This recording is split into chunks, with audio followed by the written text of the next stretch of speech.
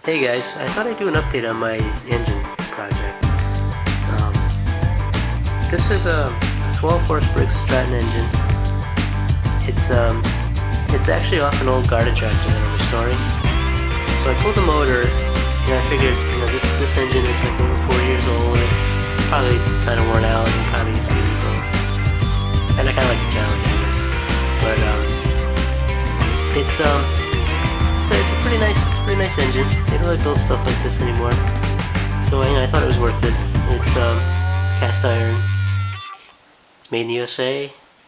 So yeah, it's pretty cool. But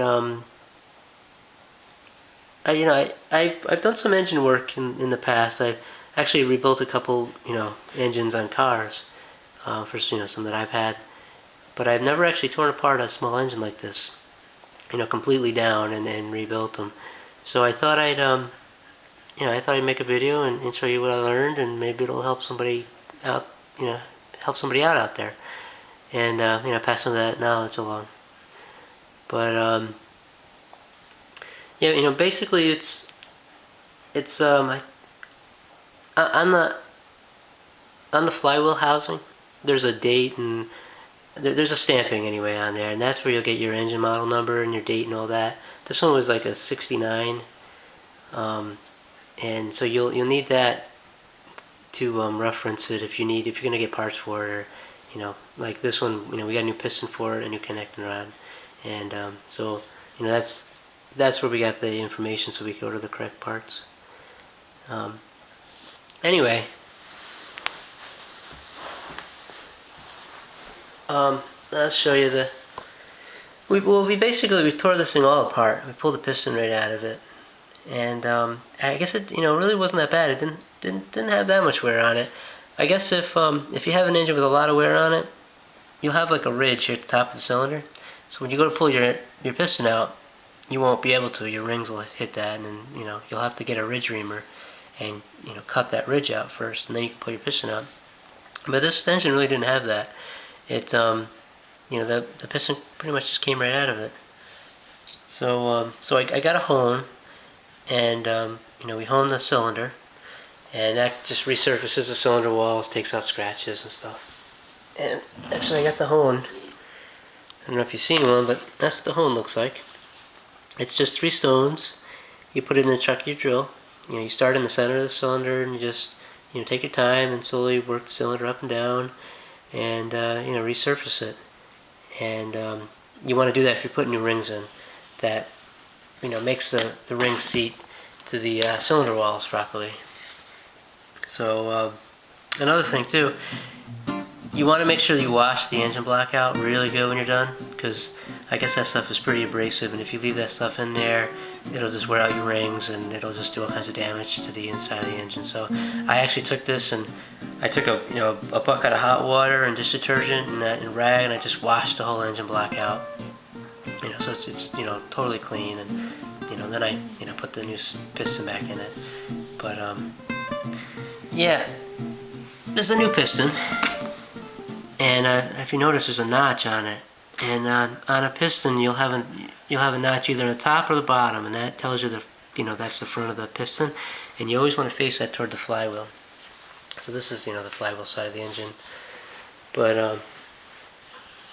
let me see, what else did we do? We when we took it apart, it had a stuck valve. It didn't have any compression. So one of these valves was stuck. So they were kind of burned too, so we just went ahead and ordered 2 new valves for it. And we put the valves in, and we got some grinding compound, and we seated them.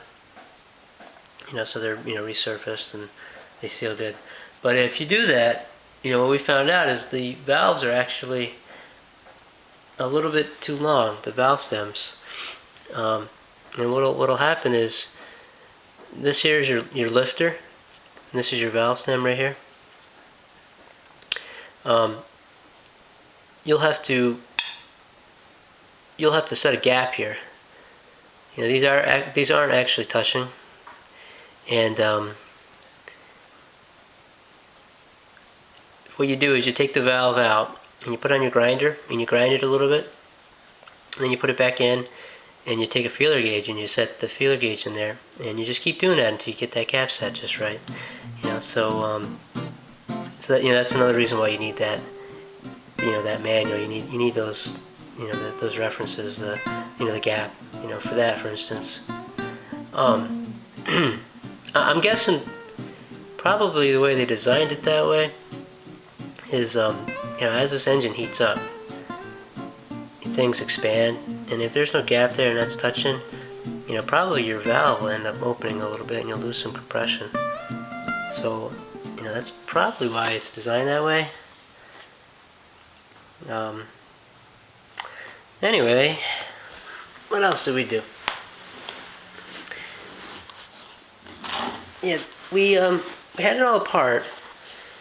My dad and I have been working on this. We took the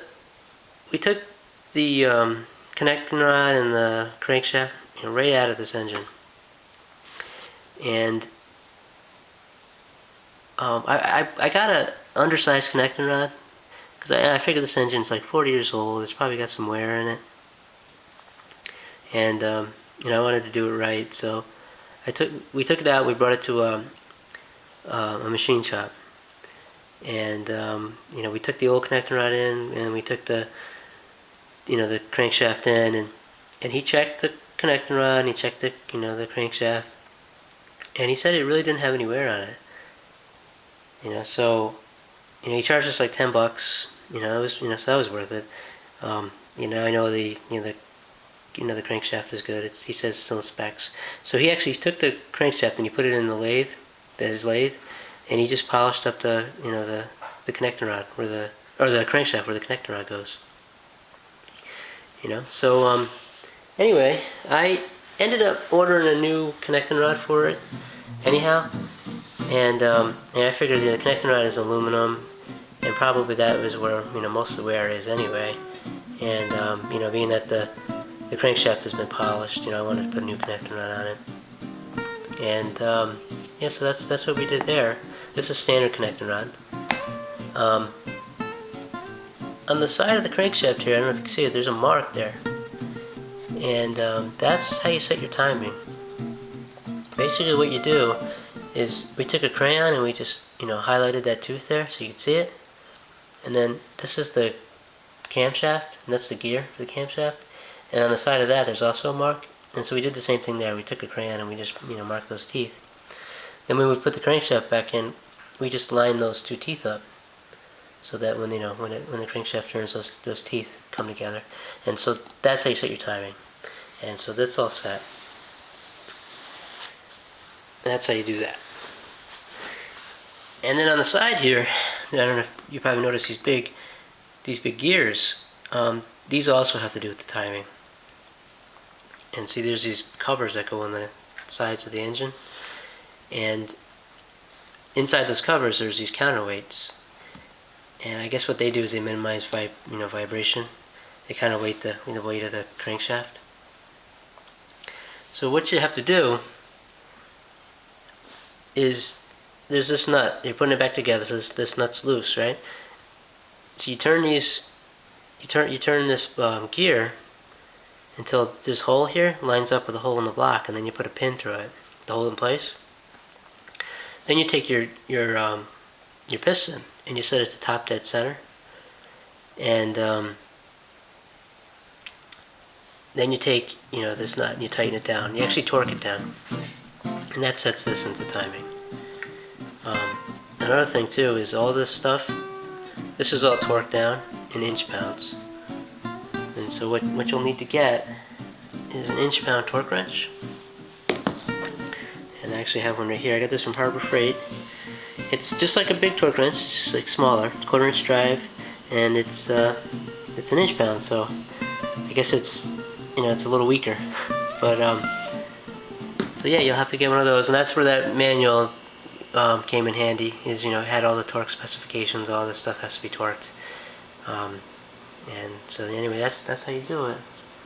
And then actually on the side here, there's these covers, and there's that counterweight balance I was talking about. And what you do here is on the bottom of this cover there's a hole with a nut in it. You take that out and you put a pin through it and hold it in place. And then you can put these covers back on the side here. And you do that after this has all been set, and that's how that works.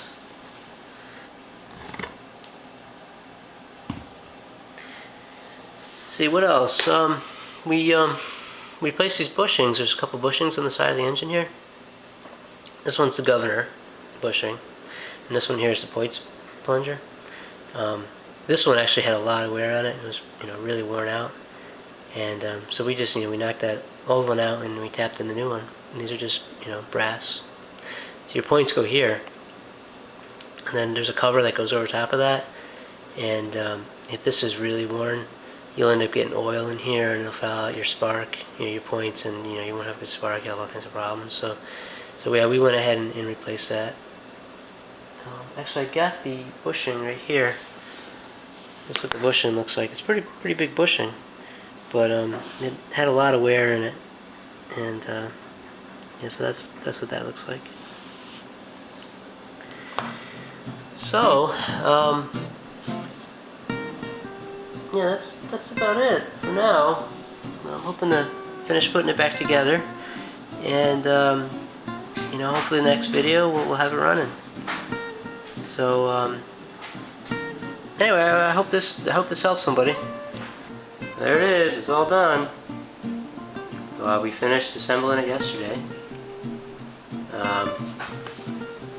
It's a pretty big engine when it's all reassembled.